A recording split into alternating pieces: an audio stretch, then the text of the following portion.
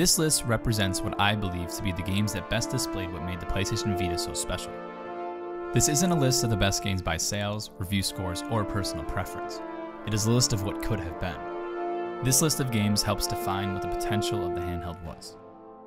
After 7 tumultuous years, and with the production of the PlayStation Vita finally stopping, the end is here. So rest in peace, little guy. You deserve so much better. My name is James Aquilina, and this is my farewell video to the PlayStation Vita.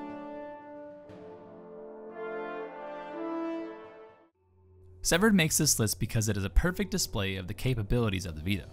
Firstly, Severed was a timed exclusive, and it could have been fully exclusive if the state of the handheld was in better health. Sadly, by 2016, the Vita was gasping for breath in the middle of its death throes. Not quite on life support yet, but getting there. The point is, the Vita could have used a few more exclusives like Severed. Secondly, the combat mechanics of Severed revolve entirely around the touchscreen. It's smooth, responsive, and once you get into the flow, a lot of fun to play.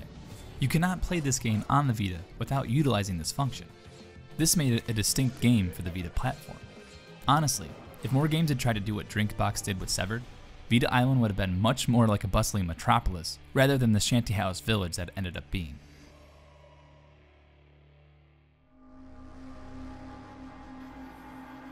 Killzone Mercenary is hands down the best first-person shooter on the platform. That's really not saying much though. This is a game that fulfilled the promises of what the Vita should have been. It was supposed to be a handheld that played console-quality games on the go. And sadly, besides the Borderlands 2 port, it's the only other first-person shooter in the library that's worth your time. The campaign in Killzone is short and sweet, and it even has multiplayer capabilities. There just simply wasn't enough support for it, which is the biggest reason the Vita failed to do better. It's like that chicken and egg analogy. Consumers wouldn't buy the handheld without decent games on it, and developers wouldn't make the games for it unless there was a large enough consumer base. All the Vita ever really needed was some tender loving care. Was that really so much to ask?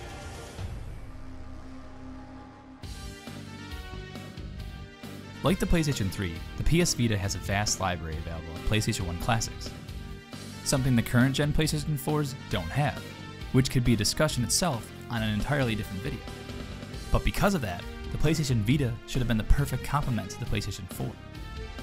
With games like Castlevania Symphony of the Night, Chrono Trigger, Parasite Eve, the Final Fantasy series, the PlayStation 1 classics that are on the Vita are a goldmine. Plus, the Vita lets you map controller options for many of the titles, and there's the convenience of playing them on the go. And that is why I think PlayStation 1 classics deserve a spot on this list.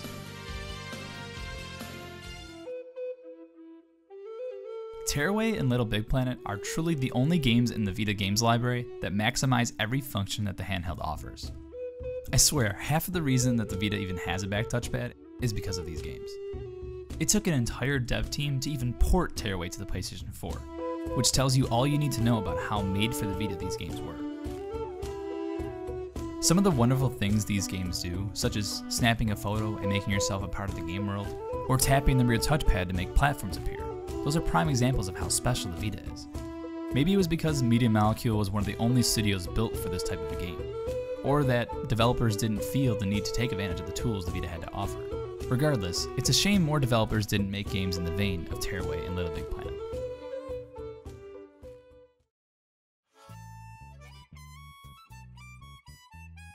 If you are someone who owns a PlayStation Vita, you obviously knew this was coming. There is no other game franchise or developer that did more for the PlayStation Vita than the Persona series. Persona 4 Golden was like someone injected the PlayStation Vita with a syringe full of style and steroids. It has kick-ass music, lovable characters, tried and true turn-based combat, and a story campaign that's over 50 hours long. It is the gift that keeps on giving. And if you love that, there's also Persona 3 Portable, the darker, more sinister predecessor of Persona 4. It's another fan favorite, and with a similar playstyle and setup, it's there if you can't scratch enough of that itch Persona 4 Golden gives you. Then, there are the Persona rhythm-based games.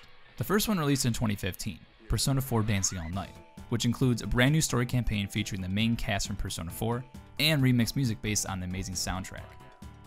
Then, in December of 2018, Atlus released arguably the last two major titles for the Vita, Persona 3 Dancing in Moonlight, and Persona 5 Dancing in Starlight. I see these games as swan songs for the Vita. Atlus didn't have to release them. They could have just made these games exclusive for the PlayStation 4, like what Japan Studio did with Gravity Rush 2. but I believe they wanted to honor the PlayStation Vita one last time. There's a strong argument to be made that without the success of Persona 4 Golden on the Vita, the Persona franchise wouldn't have the fervent fanbase it does now. I think the Vita owes a lot to Persona, and vice versa. Good night, Vita. Thanks for the memories.